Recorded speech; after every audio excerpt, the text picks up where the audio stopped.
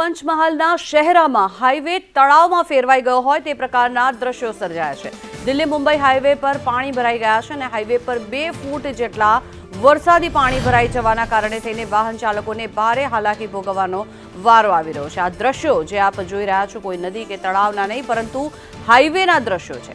કોઈ ગામના કાચા રસ્તા નહીં પરંતુ હાઈવેના આ દ્રશ્યો કે જ્યાં પાણી ભરાઈ જવાના કારણે થઈને વાહન ચાલકોને ભારે હાલાકીનો સામનો કરવાનો વારો આવ્યો છે। મસ્ત મોટા દાવા જે કરવામાં આવે છે તંત્ર દ્વારા એ બધા જ દાવા અહીંયા પોકળ સાબિત થાય છે કારણ કે હાઈવે એવો હોય છે કે જ્યાં પાણી ભરાવા ન જોઈએ કારણ કે વાહન ચાલકોને ભારે હાલાકીનો સામનો કરવો પડતો હોય છે પરંતુ અહીંયા જે આ સ્થિતિ સર્જાઈ છે આ હાઈવે પર પણ તળાવ સમા પાણી ભરાયા છે।